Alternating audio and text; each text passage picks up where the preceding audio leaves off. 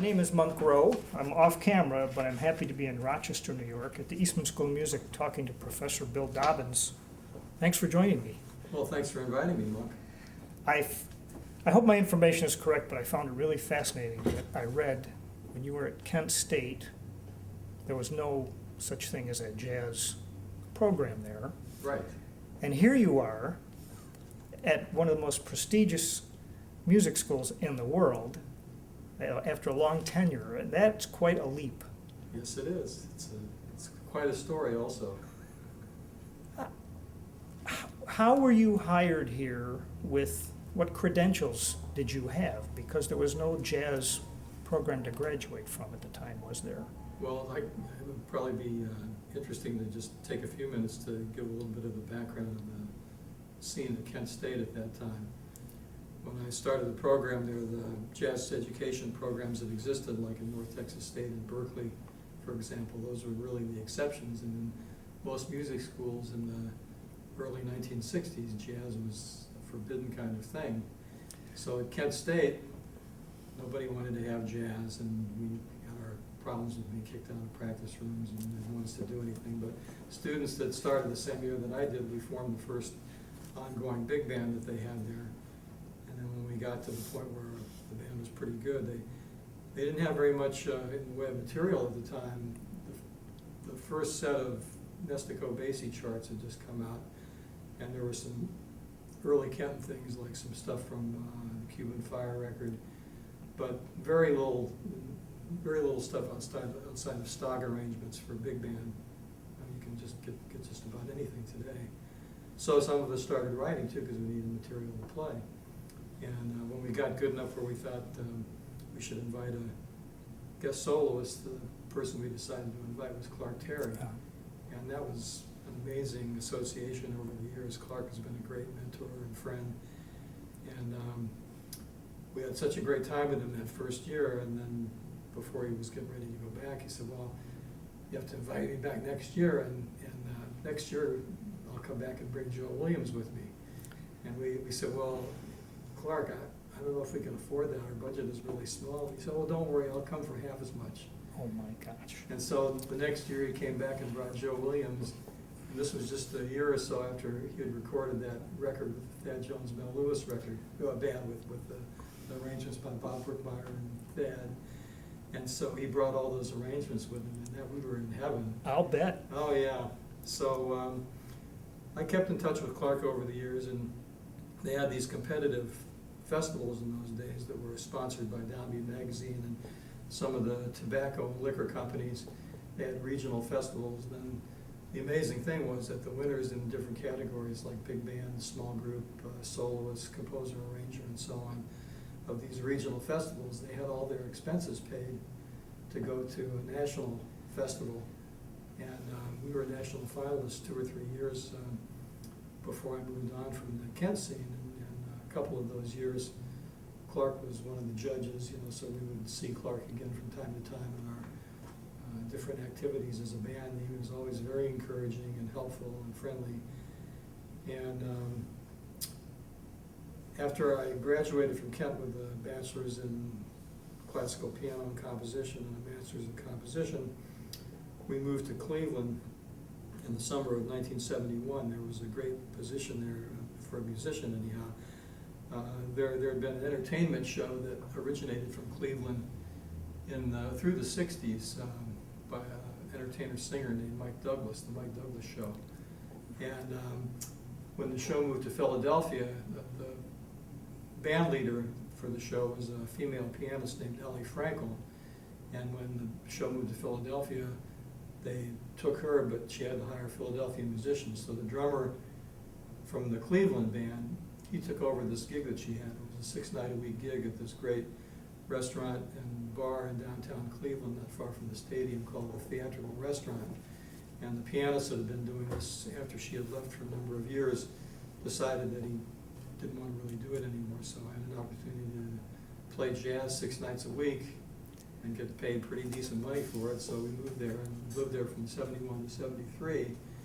And while we were at Kent, there was a music critic that wrote for the Akron Beacon Journal named Ted Price. and he was a big fan of the big band at Kent State. In fact, in 1969, well, in the little town of Kent, I think there were about 45,000 people in the town and more than 20,000 at the university, you know. They had this little strip there, and there was a restaurant bar called Eddie's. And we convinced the guy that ran Eddie's to let the big band play there on Monday nights. And we made scale, I think it was $15 a person. He charged $1 or $2 at the door, and between that and the meals and bar, it made out okay. So we played there every Monday night for a couple of years, and in '69 we got an invitation to play at the Montreux Jazz Festival in Switzerland. And the music school wouldn't help us at all as far as raising money, you know, they weren't interested in that at all. So the people that came to hear us down at Eddie's, they found out about this, and they were so incensed by it that a bunch of the businessmen that came down to hear the band, they organized a whole series of fundraising concerts and raised all the money to send the band to Switzerland. And it's like something that you wouldn't even believe would have happened. So Ted was also definitely a part of that, and for some reason, at one point, this job opening came up with the Buffalo papers, and he moved from Akron to Buffalo. And of course, it's just an hour or so from Eastman, so he used to come down here and hear concerts from time to time, and really fell in love with the Eastman Jazz Ensemble and Rayburn Wright directing. And I think it was about 71, maybe 72, I think it was 71 that Chuck Mangione, he had a really big commercial success with this record that he did with the Rochester Philharmonic called Friends of Love.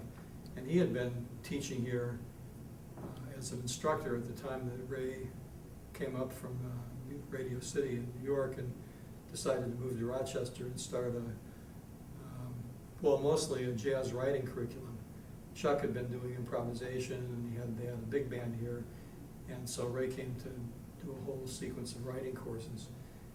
And around 71, then when Chuck had this big success, he decided to go out and make a career for himself as a performer and his teaching duties here. So the position opened up, and right around the time the position opened up, is what usually happens with searches. Two of the people that Ray talked to see if they knew of anybody that they thought would be good for this job were this music critic, Ted Price, and he just happened to have as a guest soloist with the Eastman Jazz Ensemble right then, Clark Terry. Oh. So he asked both of these guys, you know, if they knew anybody they thought would be good for this job, and both of them said right away, and Bill Dobbins. Planets aligned for you. Yeah. That's interesting, because now I was speculating if you were to go on and do something else or retire or whatever, I think there'd be a lot of applicants for your position. Oh, I'm sure. You know? Yeah, I feel really fortunate that I was able to get this position at a time when even having any kind of an advanced degree at all was fine. And I don't think I'd been here more than 15 years when everything had already reached the point that people looking for any kind of serious job in college teaching, even if it was in a jazz program, a doctorate was expected, you know, so.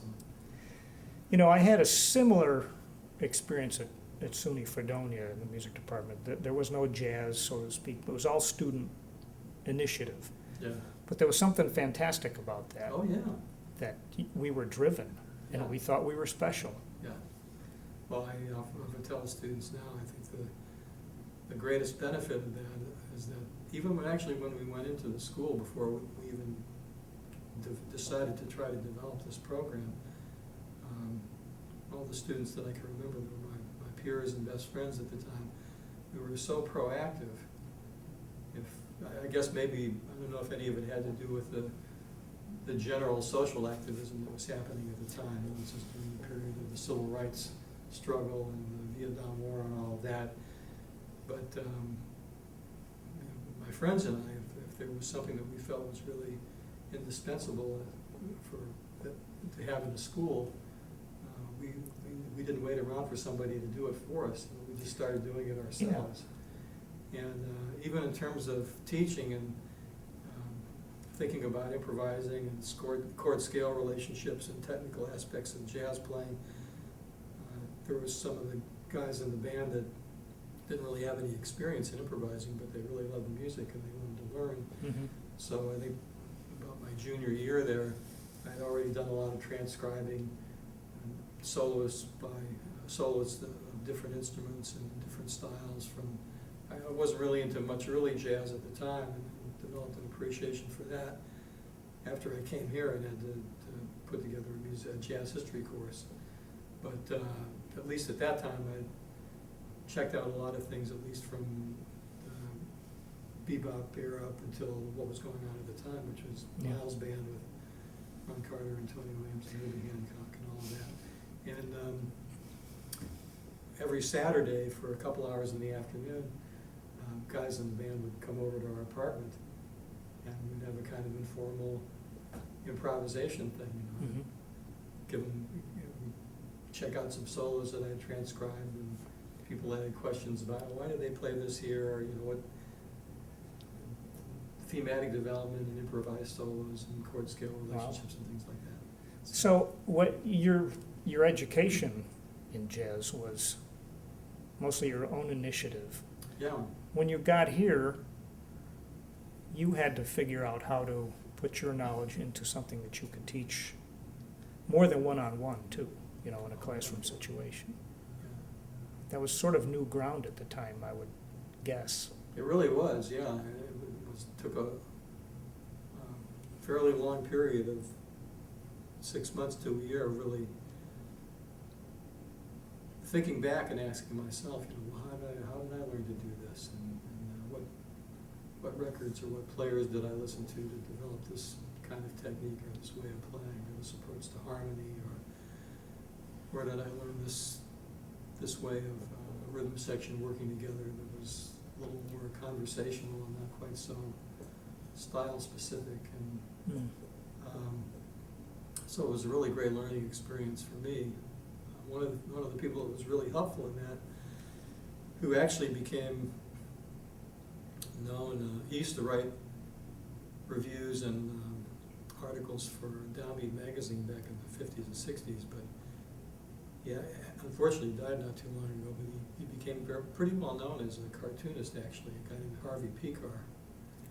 And he was a good friend of a flute player that I used to play with in Cleveland, who has since written a very well-known book on jazz history. I think it's called Jazz Styles, Mark Gridley. Mm-hmm. And when I knew I was going to have to put a jazz history course together, there were so many deficiencies in my background and things that I didn't know about. So I called Harvey, and he graciously gave up a lot of his time. I think I went over there for 3 or 4 Saturdays for 4 or 5 hours, and he had a huge record collection. It was about, there was a room in his apartment, I think probably a fourth of the size of this room.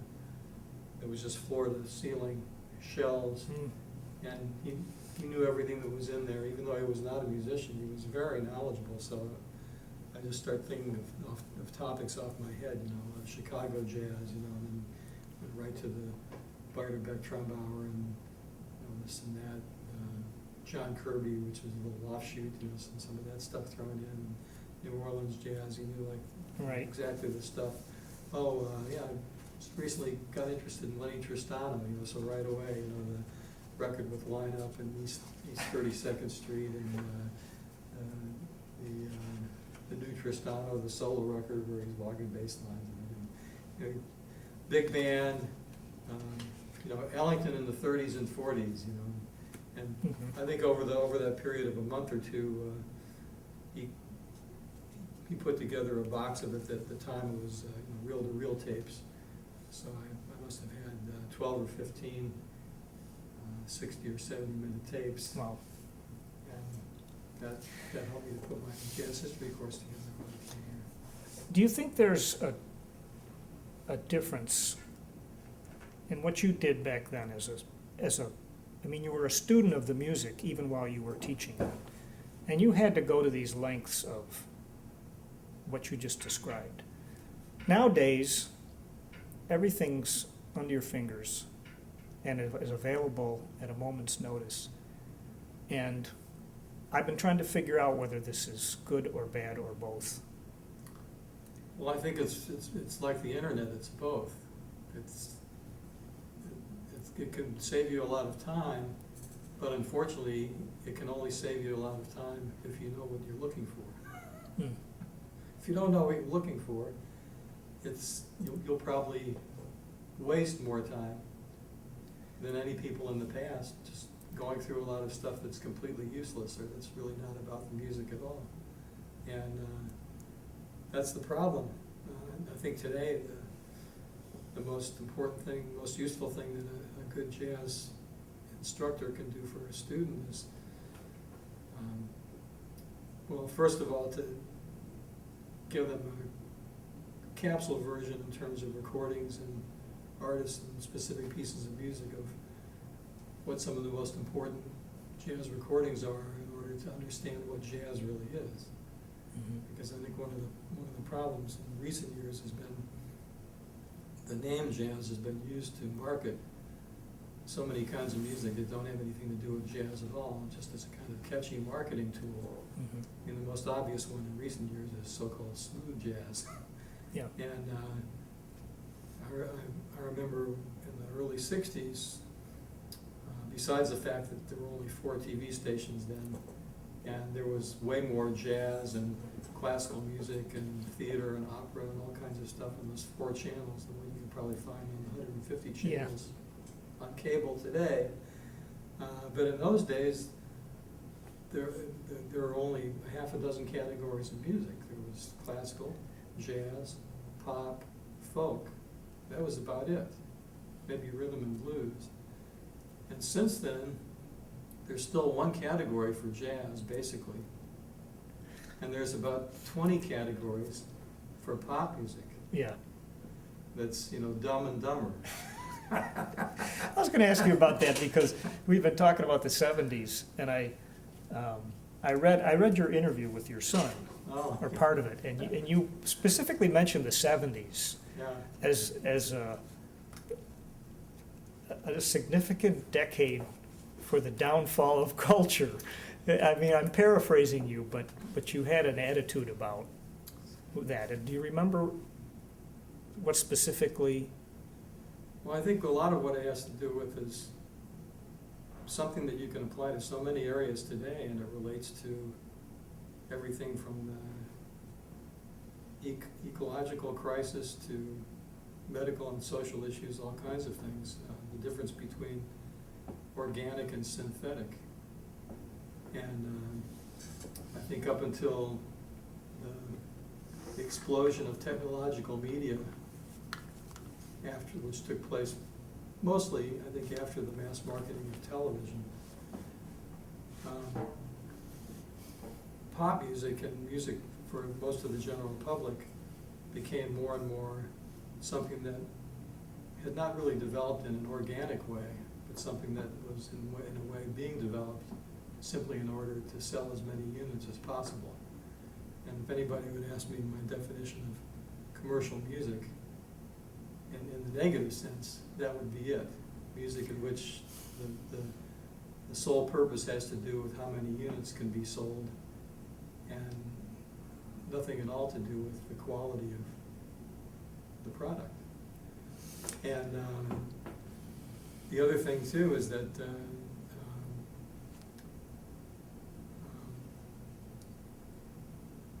well, it's interesting that there are things that are related between this too, actually, in things like the Federal Reserve. If people study like the history of the Federal Reserve and how that was formed pretty much in secret by these really powerful bankers at this resort on Jekyll Island. Oh. And Gunther Schuller was here just a few months ago.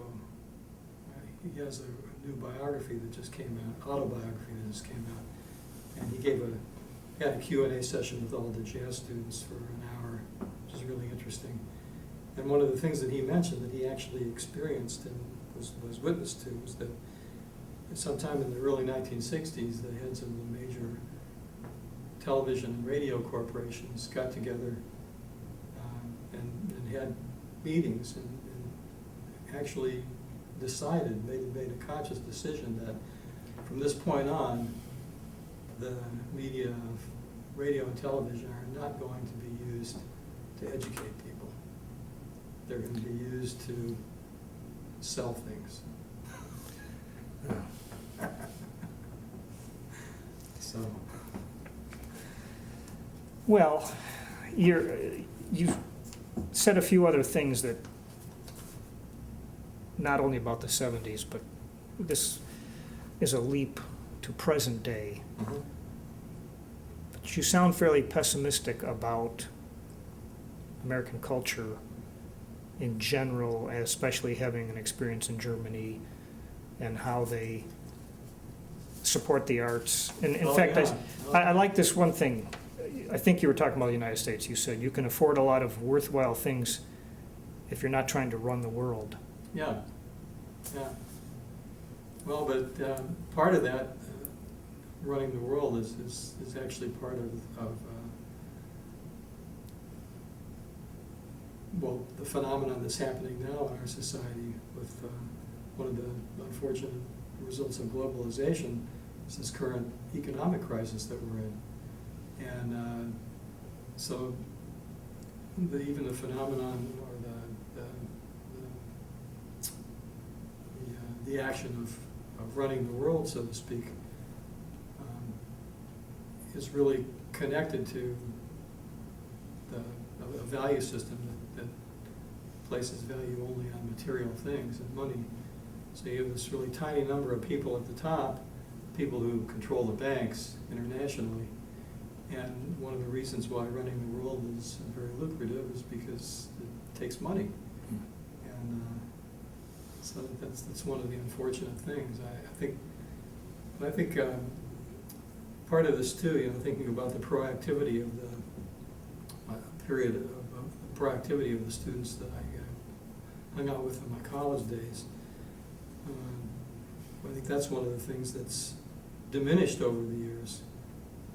I think, ironically, at a time when we're probably closer to a really major global crisis than at any time since then, since that period in the 60s and 70s, it seems like people more and more, almost instinctively, just don't want to know what's going on, don't want to know about what's happening. It's so ironic because everything is knowable. I mean, Yeah. everything is gettable. Yeah. So, but we don't want to know. Yeah, I was intrigued. Just the other day, I ran across a quote of Aldous Huxley said that, I can't remember the exact words, but it was to the effect that the unfortunate thing about the ignorance of most people is that it's not simply the fact of not knowing, but it's that they don't want to know. Wow. Were you at Kent State in 1970? Yeah, Yeah. I was there when all that happened. It was a very surreal kind of existence. To have come to school and see tanks and soldiers with M16s, and it was very, very unforgettable time. Were you on campus the day that massacre I was, happened? yeah, and I wasn't actually there when in the area where the people were shot, but it was an area that wasn't all that far from the music building, and I can remember being there and hearing the gunfire, and it was a terrible time. But it reminds me. I can't remember the exact person who said this, but it was one of the few real investigative reporters that are left. It was somebody like Seymour Hersh, or I don't know. Anyway, they mentioned that during the time before the Soviet Union fell, that they were in Czechoslovakia, and there happened to be a time when they were relatively certain that they weren't being surveilled and there were no bugs in the room, and they had some time to just talk to some of the people about what it was like to be in a country like that, where everything was so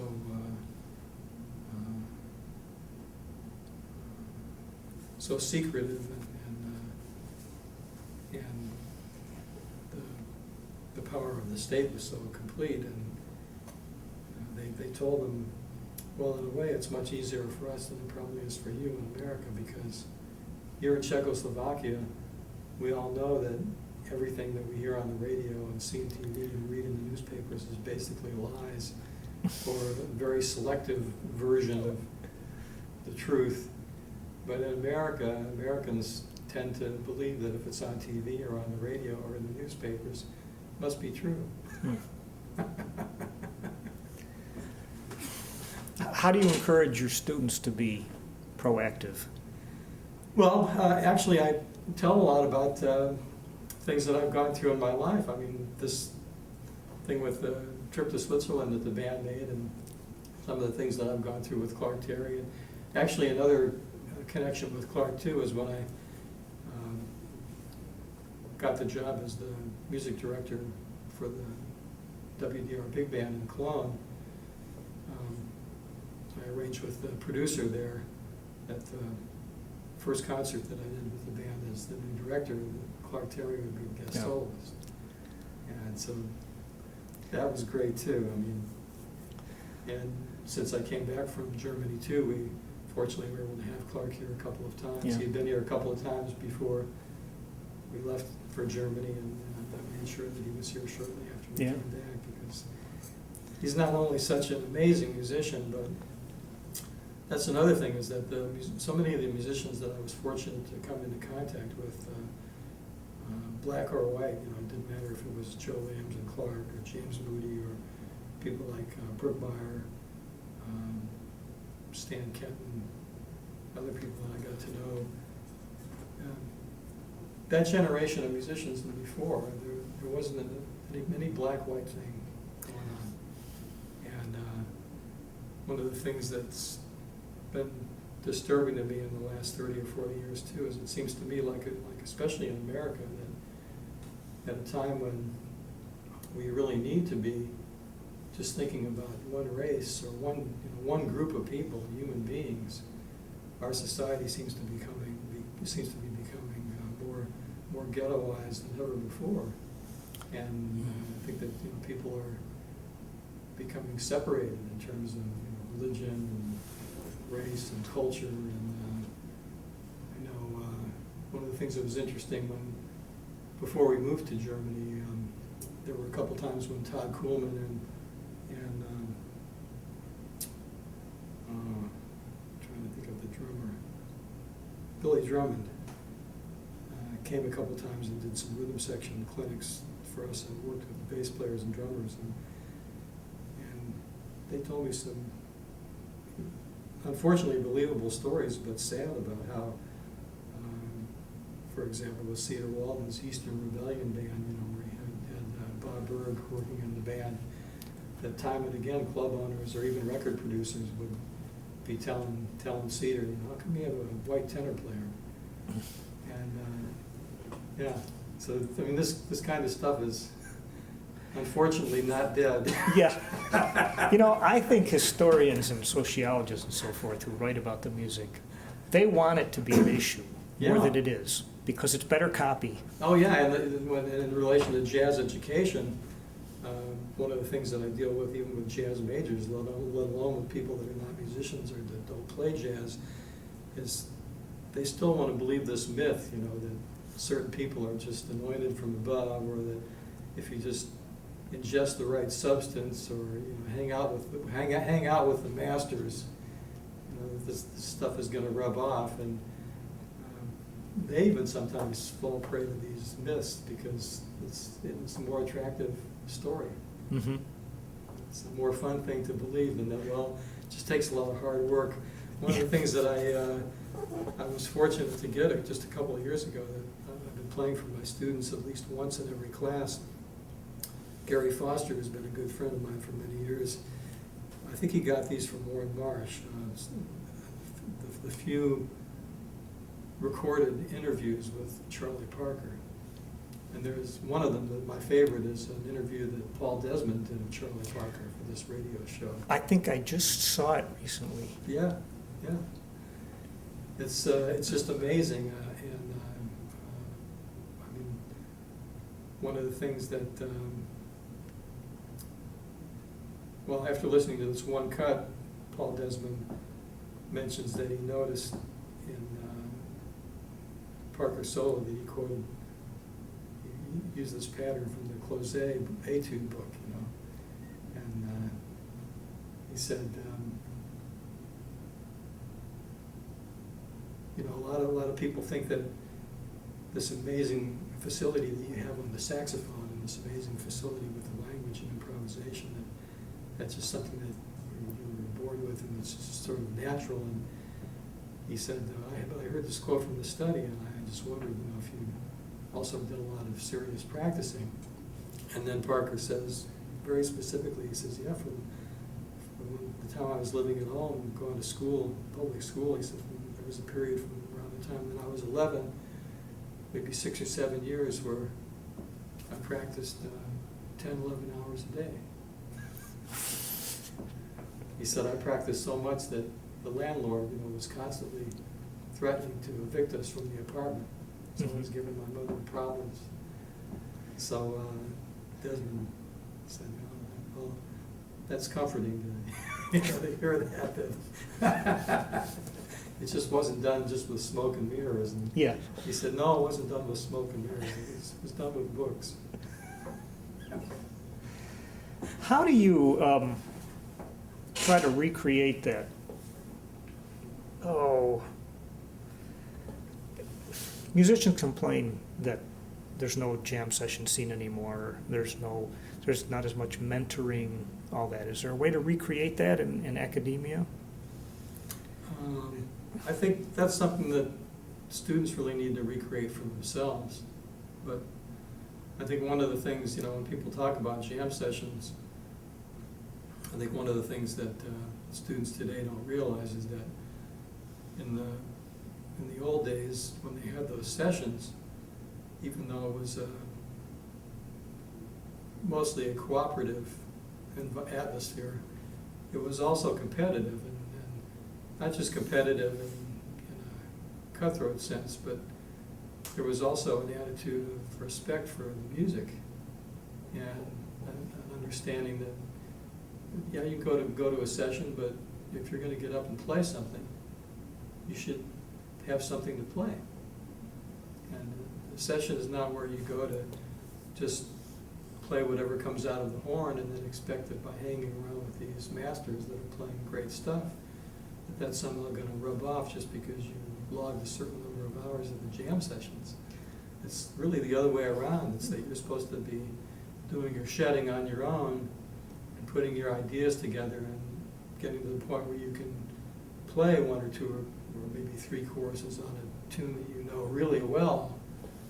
So when you go to a jam session, it's to, after other people have gotten up and said what they want to say in relation to that tune, you get up and say something. You don't just get up and meander and mumble and I'm not going to be playing a solo. You know what I mean, on this tune, and I think the changes here are maybe in this bar it's sort of this, and no, it's yeah. I like that was a good impersonation of I don't know what to do with my horn at this point. Yeah, yeah. The session is not you don't get up and play in order to learn. You get up and play when you've put enough together on your own as a kind of rite of passage or validation. And, yeah, this person has something together now. You know, they're ready to become a part of. They're ready to be a peer, you know, not a would-be, a Yeah. wanna-be. Well said. One thing that's been floating around, not only on the internet, but a question I've been asking the last couple of years, especially of sort of the mid-generation player, and it has to do with wrong notes. Yeah. And the term by itself is a wrong term. Yeah. But I think you know what I mean. Yeah. What constitutes a wrong note?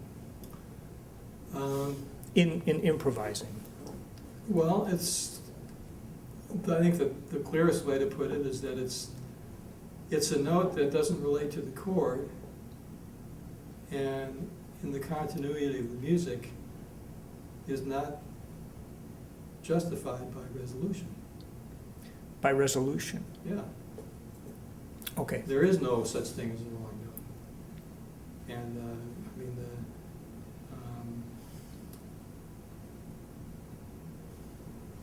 well,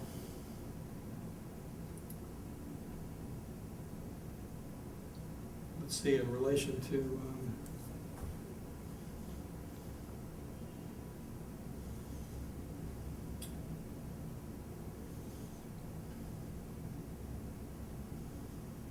well, one of the most basic things, if people say don't play a major seventh on a dominant seventh chord, Mm-hmm. but if you play this,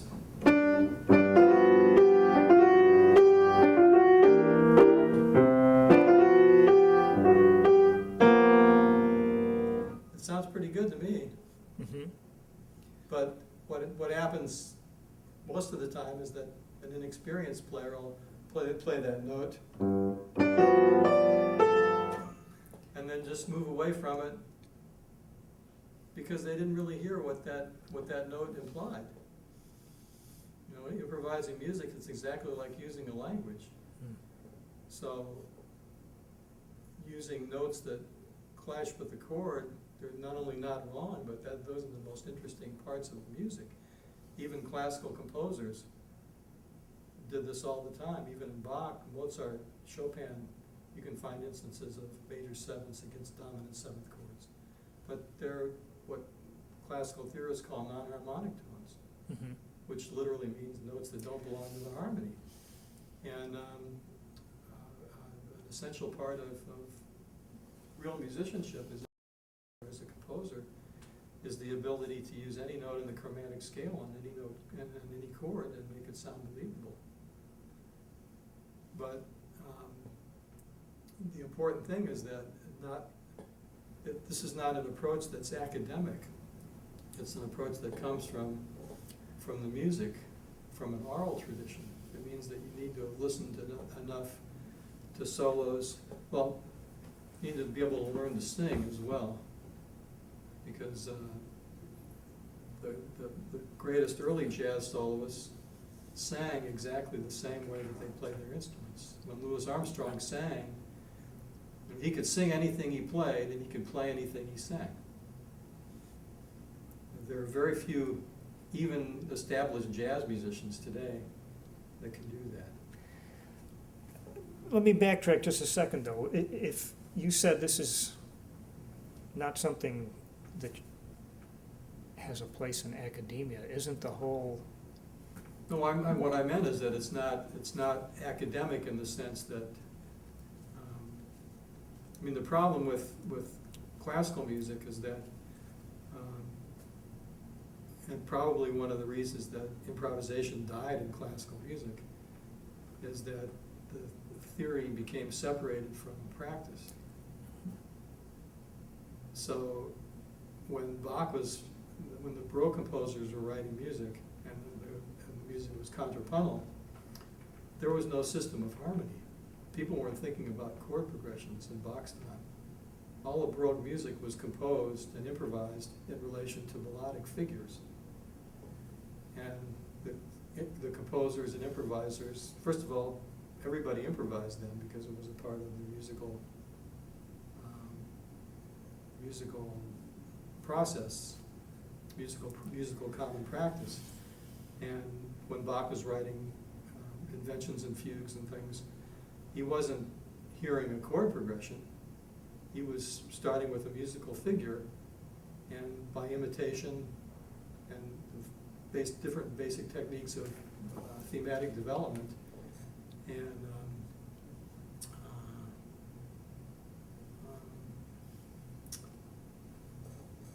thematic development and putting these figures together. What counterpoint is basically developing musical figures in different degrees of density of contrapuntal textures in ways that sound harmonious. And so what happened later on is that Rowe and some of the theorists, because they thought some of this music sounded so great, they tried to figure out why it sounded good. And that's when they came up with the basic theory of tonal harmony and common tonal progressions. And but what really makes counterpoint work, and what also makes the music work that came after that, it's differently textured, where instead of contrapuntal lines, you have a single note melody and chords that provide a kind of harmonic accompaniment. The difference between a Bach fugue and a Mozart or Beethoven sonata is that in both of those things, it's primarily voice leading. The basic principle of voice leading that makes the music convincing. Mm-hmm. It's just that in counterpoint, all the voices in the voice leading texture are independently melodic, whereas in a more so-called homophonic texture, where you have a melody and a harmonic accompaniment, the harmony has a simpler kind of counterpoint. It's basically half notes or whole notes moving together. But just as the independent melodic counterpoint in Bach's music made sense, the individual layers of the harmony in a homophonic accompaniment make sense because of the voice leading. And then there's also a more primary kind of voice leading, that's the relationship between the primary melody and these voices of harmony underneath, and even more so the bass line. Like one of the things that I tell my students, whether you're working on an arrangement for a group of horns or a big band, or whether you're learning a tune as a vehicle for improvisation, is first pay attention to the melody and the bass line. And even when you're doing a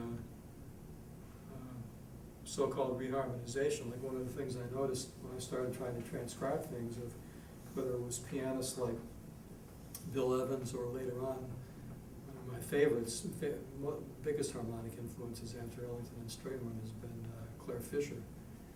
And both with Ellington and Strayhorn and Claire, when they arrange popular songs, standards from the American Songbook, if you listen to the bass line that they use, you'll notice that it's not all that different from the bass line in the original sheet music. It's that what they fill that in with between the melody and that bass line, Okay. or what they use as passing chords. In other words, not just throwing out all the original chords and saying, oh, I'm going to substitute chords for everything. Almost invariably, the essence of what the original bass line or the original progression was is there. It's just that maybe instead of a 6 chord or a 6/9 chord for the tonic, they'll use a dominant 7th chord of some kind. Okay. Or instead of 2 minor chord for the 2/5, the 2 will be some kind of dominant 7th, secondary dominant, or half diminished, which is a little more colorful. Mm-hmm. And then they also find ways of using passing tones in the inner voices that cause tension and give a really ordinary chord a different sound. And sometimes it's the placement of the notes, like if you take a real basic sound like a minor 9th chord, and usually the 9th is up here, either it's in the melody, or if it's not in the melody, it'll be fairly far removed from the bass. And even if it's next to the 3rd, maybe as a half step, it can kind of hide in there. But if you take a note that's normally up here and put it in the bottom with the bass note in the lower register, some people would say, well, that's wrong, because the same thing, all these rules that they have for harmony, avoid minor 9ths. But if you check out some of the greatest jazz music in terms of writing, you'll find minor 9ths, but it's just like with wrong notes in solos. It's where do those notes go? So, for example, if in the resolution of this chord, this note also resolves.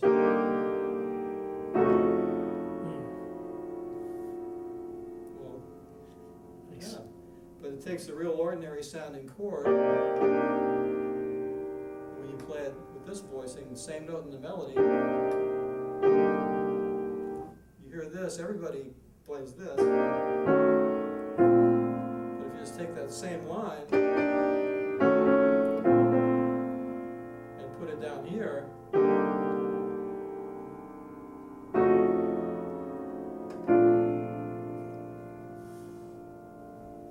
so contrary to what most people think, the art of harmonic substitution is not just in randomly changing chords, but it also has to do with finding different ways to voice the same chords that everybody uses to get different colors depending on where the notes are. Two things in relation to this.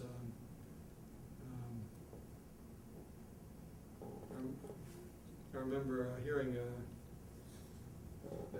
the great radio show that Ben Sidran had. I don't know if it's still on, but he used to have a show called Sidran on Record, where he interviewed all these jazz artists. And sometime this must have been in the early 80s or so, not long before Gil passed. Gil Evans died, but it was when he had that kind of wild electric band. But he was on the show, and at one point Ben Sidran asked him what kind of things he was looking for, trying to develop in his music now. And he said, well, I'm always looking for a different way to voice a dominant seventh chord. Yeah, so lifelong learner. Yeah, so there's a great example. Yeah.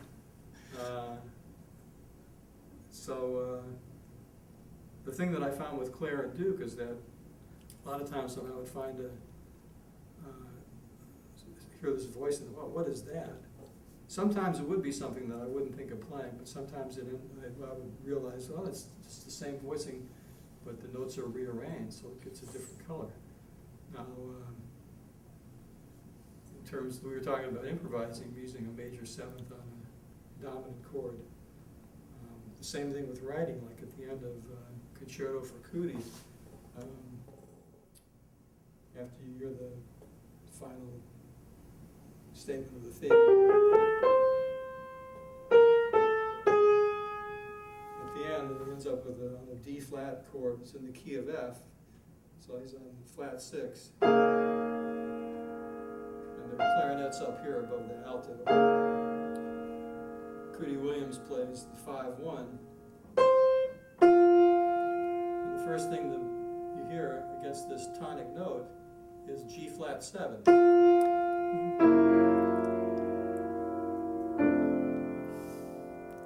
So that's not only a way of making a major seventh on a dominant seventh sound great, but it makes that F6 chord that comes afterwards sound great too. Yeah.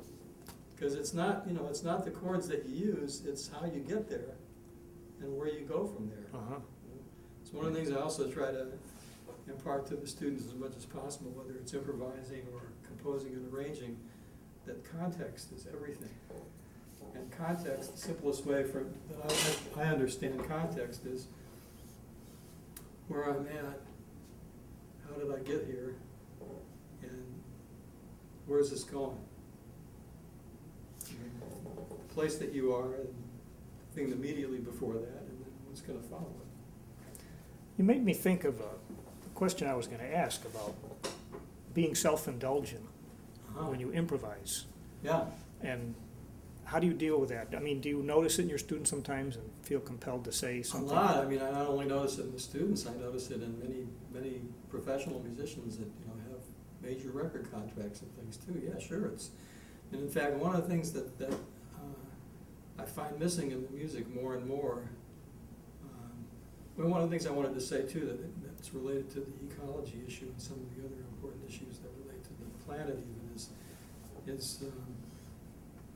is this idea about understanding what jazz is, and that it has to do with a certain musical language. When you hear, if you study languages, I studied French when I was in high school and college, and when I was spending a lot of time in Spain in the 80s, because French is really close to Spanish and even easier in a lot of ways. I picked up Spanish really quickly and was able to use it in the classes, and I used my French when I was doing stuff in French Canada workshops, and eventually in the 80s I got to spend regular time in France, in Paris or in Lyon. When we moved to Germany, I had done a lot of studying in German just on my own because languages have been an interest. I'd been doing some workshops in Germany since about 3 or 4 years before we moved there. And I just thought, well, it'd be nice, even if I could just say a few things, you know, to start picking up some of the language. And then when we actually lived there, it went very quickly. But if you're, you know, we speak American English, you don't hear this as much anymore because of, well, one of the adverse effects of technology is that, especially with TV, the English language is getting flattened out so that everybody speaks the same. And even in areas of the South and areas in the country where there are easily detectable accents, if you watch the news from different areas, they're doing everything they can to flatten it out. And the other thing that we were talking about, organic music and synthetic music, another thing that's not only in pop music has melody and harmony and rhythm been pretty much flattened out and dumbed down from a vocabulary of a couple thousand words to 50 or 60, you know. But the expressive aspects of the music, which make it sound human, the things that enable you to identify one player or one singer from another, dynamics. Those things are all disappearing as well. What did I start this out with? I lost the train of thought. We're talking about self-indulgent. Yeah, okay.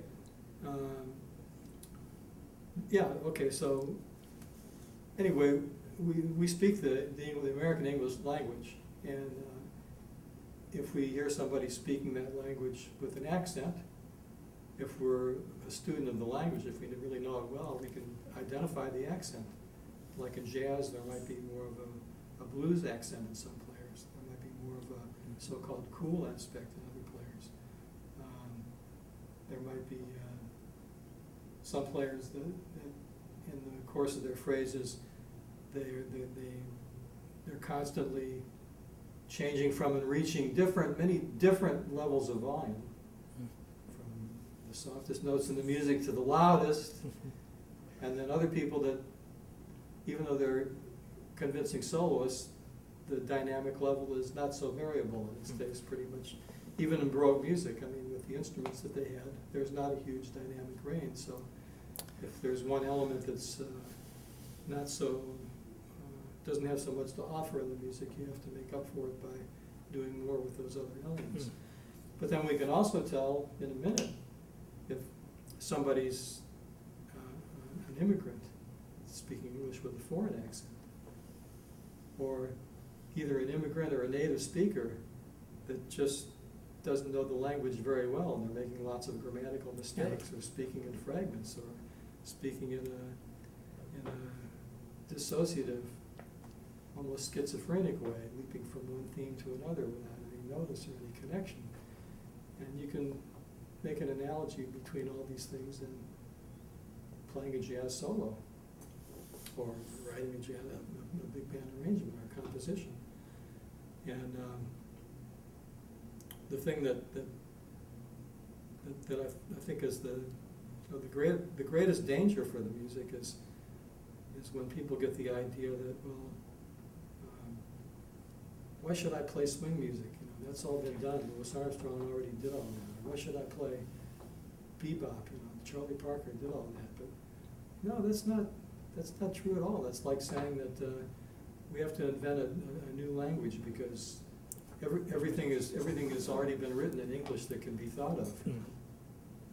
It's absolutely not the case. And everybody today still, if you want to be a poet or a short story writer or a playwright or a novelist or a social critic, philosopher, whatever, you're going to use American English. Mhm. But the fact that everybody uses American English doesn't mean that it's impossible to eventually develop your own voice in the way you use that language and the way you develop the subject matter that you want to discuss and go into. Yeah. And so, I mean, to me, it would be a real tragedy because we're so interested in creating something new all the time. I mean, it's mostly novelty for its own sake, in my opinion. And when I go back, especially when I listen to not only people that play with a fairly technical, in a fairly technical way with the language, like Charlie Parker. I mean, he's a great example of somebody that sometimes played a lot of notes, but when you really painstakingly learn one of Parker's solos, you can hear that every one of those notes makes sense. And that one phrase really has something to do with the phrase before or with the phrase that's coming afterwards. And very often, even the key notes in those phrases, the top note or the longest note, may even be the note that happens to be there in the original melody of the tune.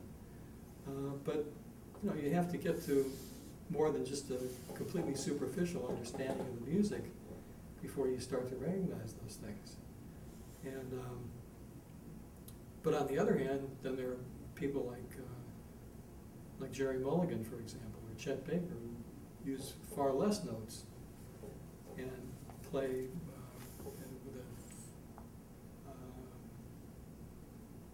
with a slightly different tone color. Mhm.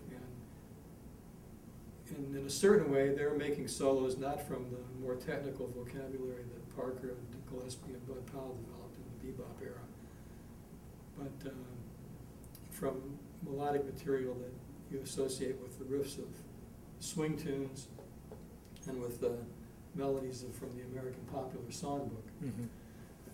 But the thing that both of those styles have, and they have in common with Louis Armstrong or any meaningful jazz that's happened in the last 50 years, is that there's a real logic and integrity within the solo. You know, just like a nice short story or a poem, it has a clear beginning, middle, and end. And once you hear what the soloist has to say in that first phrase, if you pay attention, everything that comes after that has something to do with what came before.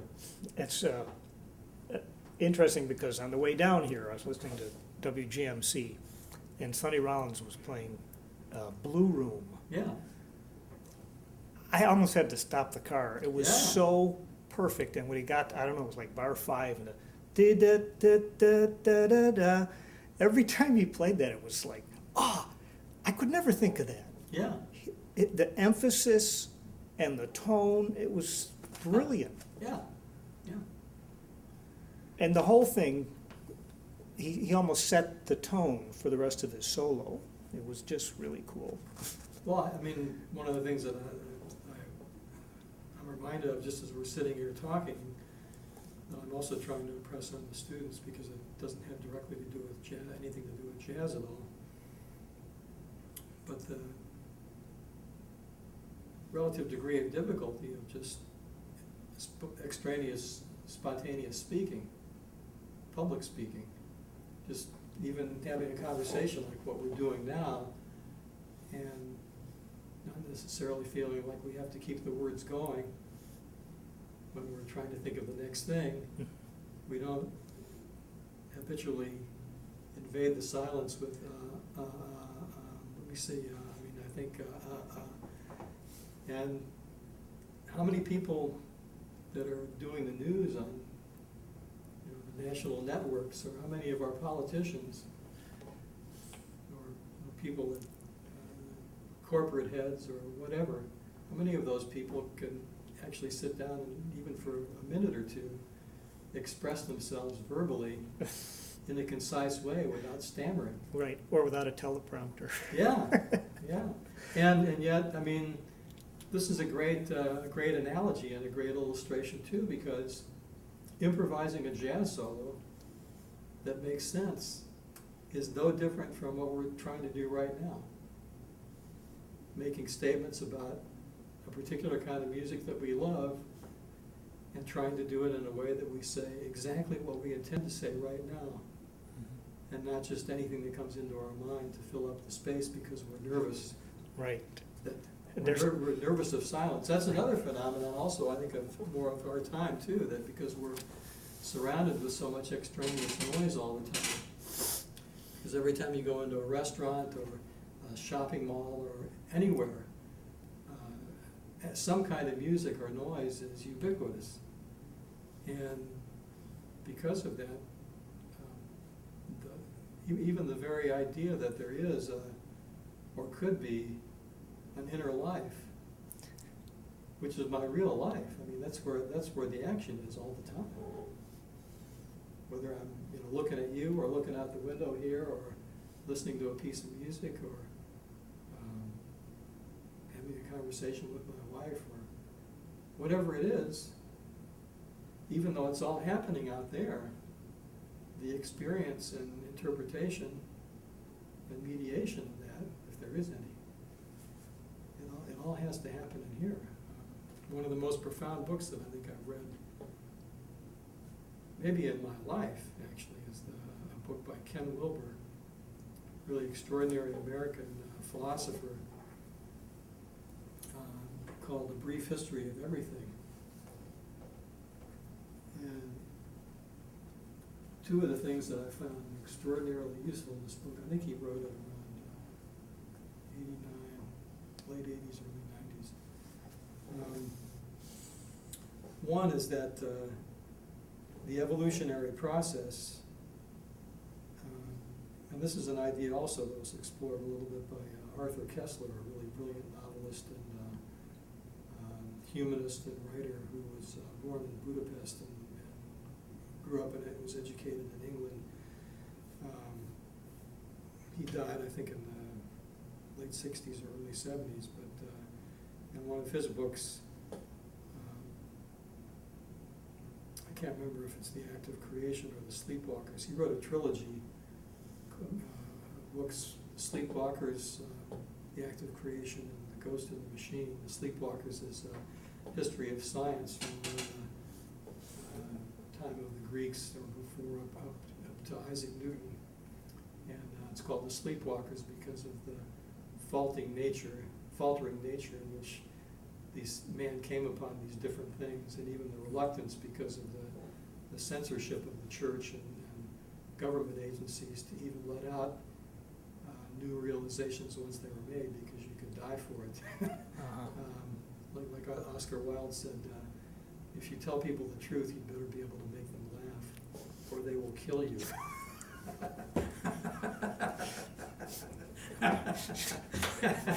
Then the second book, The Act of Creation, is he makes a lot of interesting analogies between creativity and the arts. And on the one hand, on the sublime end, the life of the mystic and the inner life. And on the other end, humor, because creativity has to do with the ability to notice and make use of the intersections of two different planes of existence, or two different ways of looking at the same thing. And in humor, that's where the joke comes from. But of course, that same phenomena happens in terms of for lack of a better term, spiritual experience. Our experience of the world that we can't see, which is for you and I probably the most important stuff, Yeah. Or in the arts, the same thing. And in one of those books, I think it was the one on science, he was one of the first people to start using this term holon, H-O-L-O-N, which is the concept of how the universe is really put together. Because since we become aware of that just as there is an infinity from the cell up to the whole cosmos, there's one in the other direction too, the subatomic particles and on and on and on and on. so it goes to infinity both ways. But in that chain, each thing is each thing that has evolved has both transcended and included the previous thing. And it also becomes something that's transcended and included by the next thing. So the key concepts are transcend, but also include. And the other interesting aspect of that is that at any point in that chain, if something goes wrong with a hole on a particular level, then everything that exists above that hole in the chain disappears eventually in time. It's doomed. While everything that's below that hole line, of course, stays intact. Oh. Interesting concept, because it relates to everything. Wow. So in music, people have this concept of whether it's jazz or so-called classical music or pop music or whatever it is, that has to be new all the time, Mm-hmm. all the time. Mm-hmm.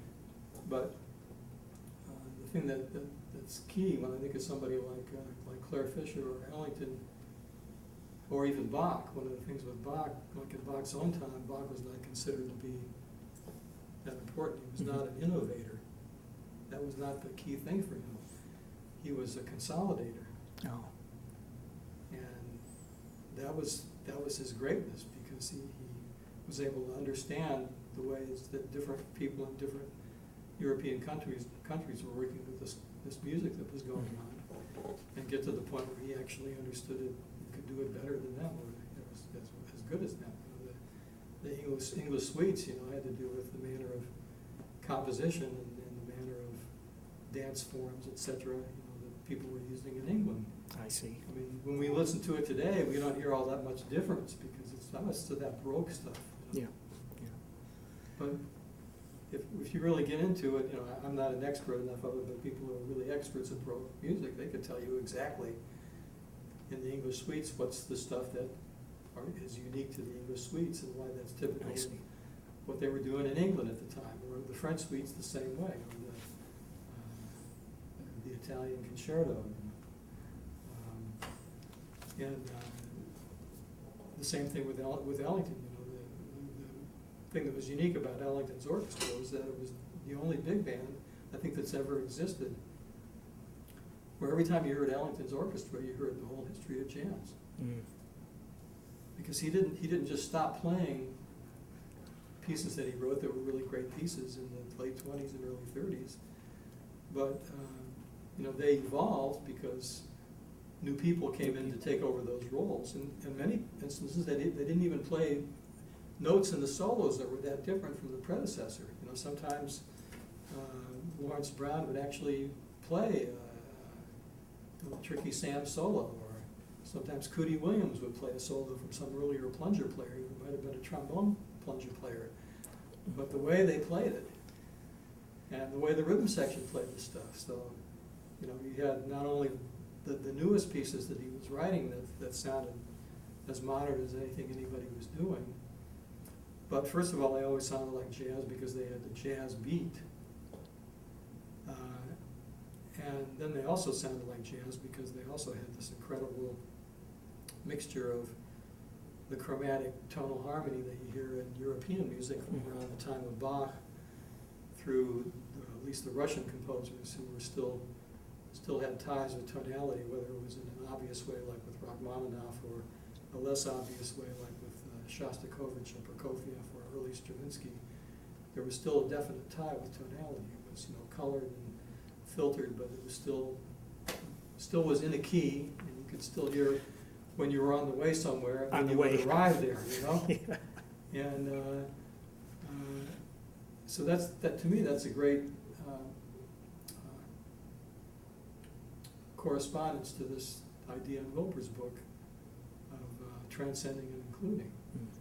And the same thing with somebody like Claire Fisher. When you hear he could play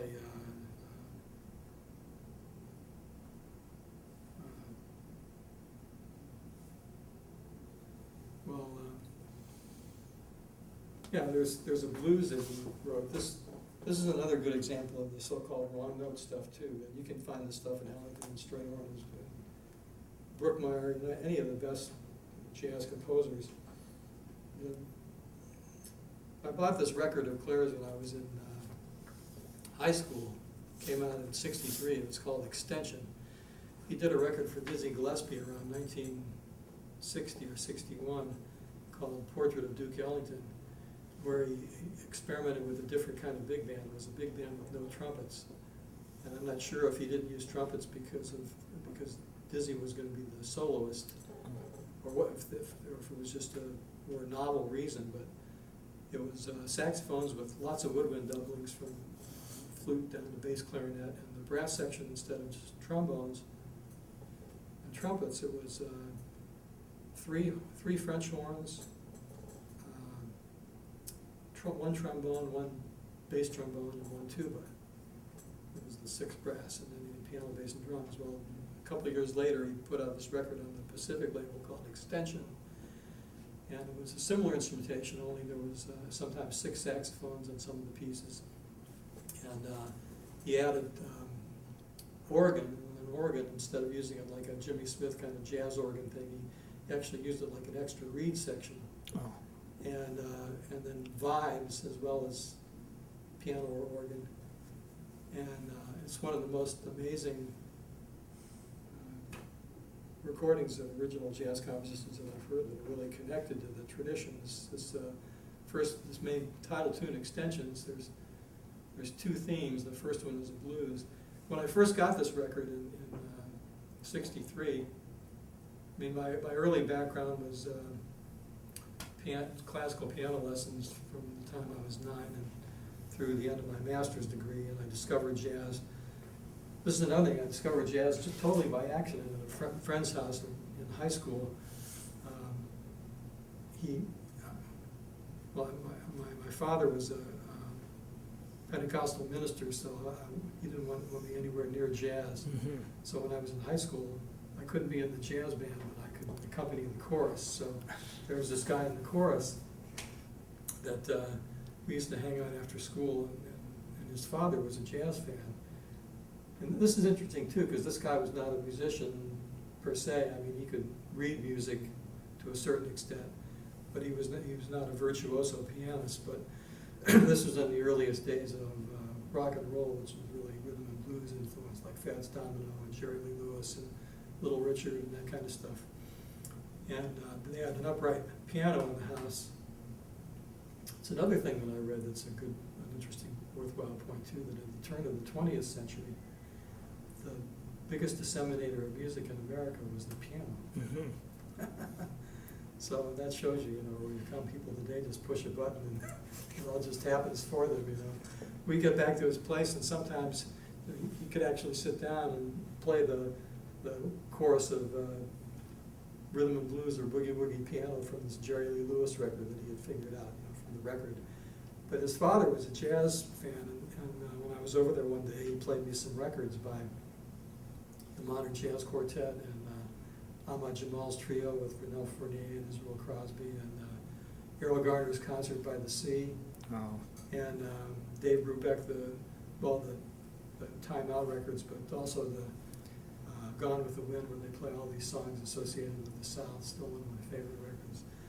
And I just heard immediately that these people were using all this great chromatic harmony that I love from classical music and the Impressionists and even the Russians, but they were using it in a conversational way, like a language, And from the first time I heard that, I had to figure out, how do they do that? So it was not long after that I got this Extension record, and as soon as I heard this, I thought, I've got to figure out what's going on here. I never heard anything like this. I had heard I'd heard the Thad Jones and Mel Lewis things, and I'd heard a lot of Basie, some Ellington, and Kenton, Maynard Ferguson's early '60s stuff, Woody, everything.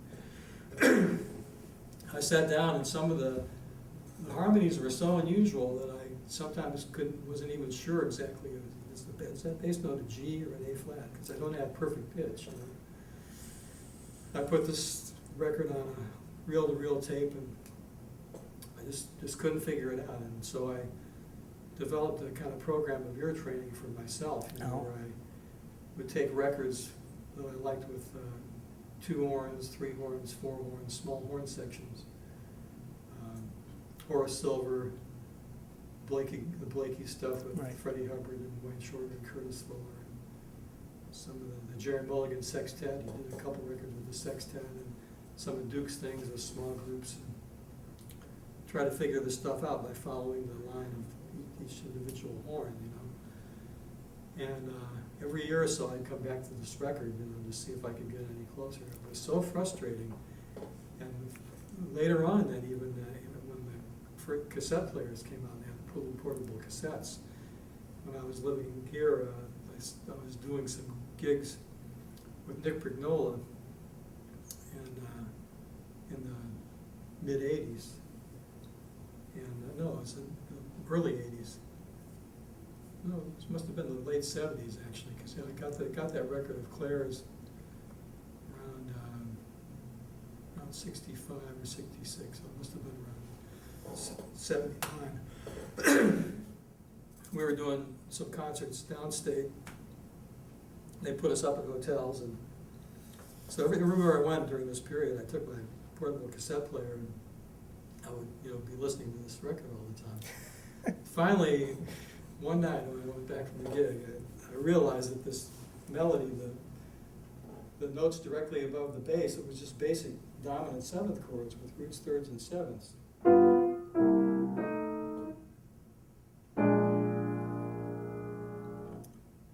But because it didn't seem related to the melody, that was, I guess, one of the things that threw me off, because the melody is real simple too. It's a B-flat blues that has lots of minor thirds.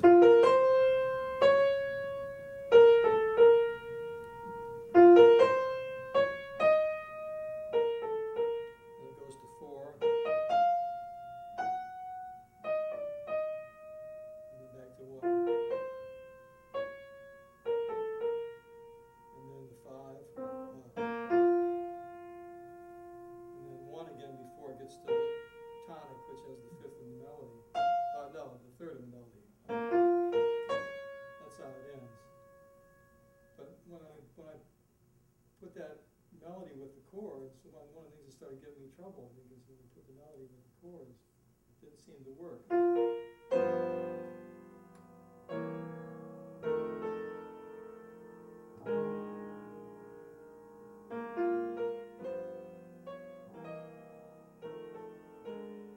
Especially in this part. And occasionally there were resolutions, but it was this was for the saxophones, and it was that second voice that made everything work.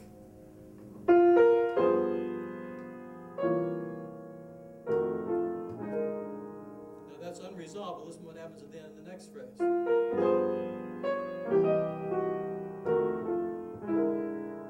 it resolves.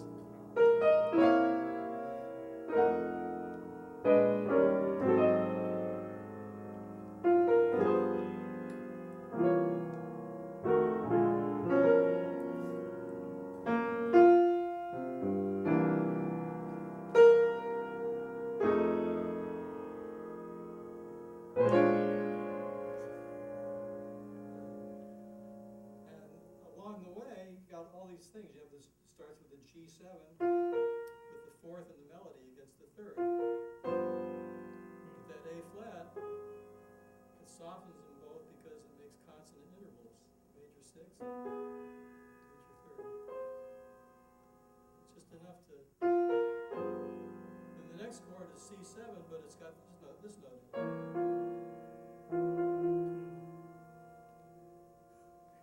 Once again, you know, you've got this consonance that's taken some of your attention away from that, and eventually when you get to the end of the phrase, it gets to the 3rd. This voice, not yet, but then the next time, you get there, then you get.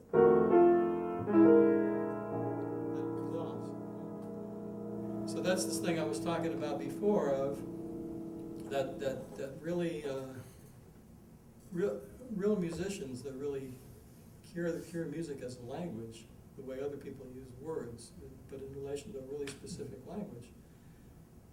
When they introduce a dissonance, whether it's in the melody or in an inner voice and harmony, it's there for a reason. And if you listen to it and pay attention to it, you'll eventually hear why they did that, because it ends up going here. There's a whole lesson there for arrangers and composers. Yeah, well, and the thing that relates to improvising then is I started realizing, like, if you take that, one of the things that Claire uses, actually, it comes from, well... I have to tell you, we're about to run out of tape. Okay. But, you know, we'll have to do part 2. Yeah. I mean, it's been really fascinating for me. Yeah. I just... where are we at? A minute left? Or yeah, we got like 2 minutes left. Okay, well, let me just say at the end that this...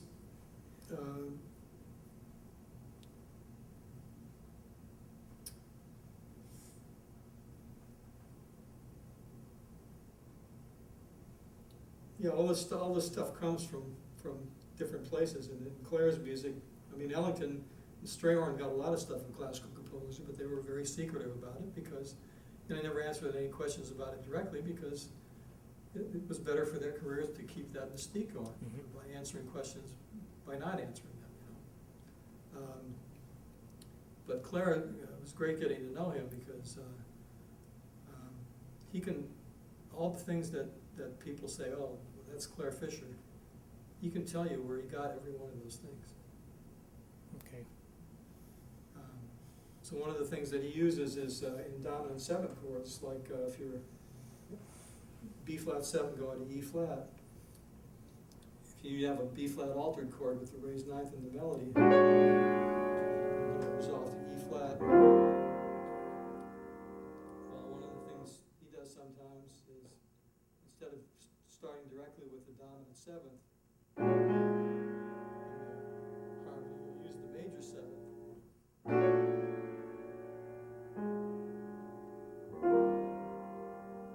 It's a non-harmonic tone.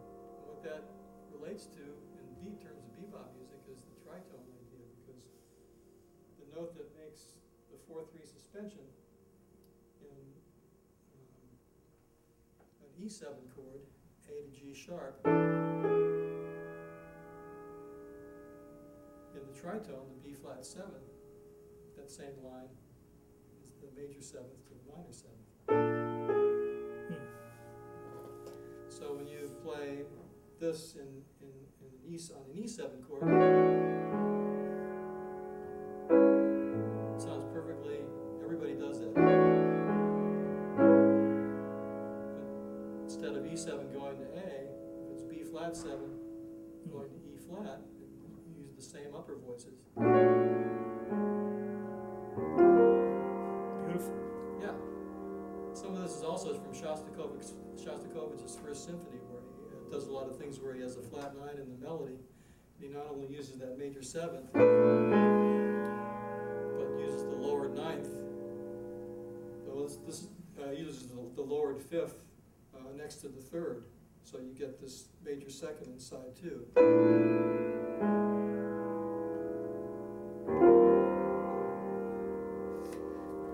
Well, thank you for the master class. In addition to the interview, it's been a great pleasure. Well, I the mean, pleasure was mine. It's really fascinating stuff, and I'll have to come back and continue this conversation. Yeah, I'd love to do a second part. Yeah. And, we could.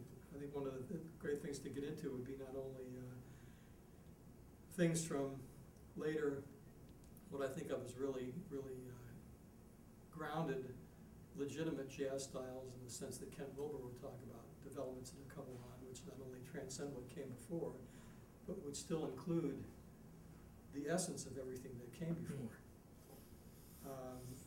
Both in relation to jazz and how many jazz musicians, some of the most creative, have taken things from classical musicians, especially classical composers, particularly 20th century composers, and used them in a jazz context.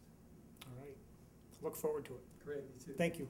You're welcome.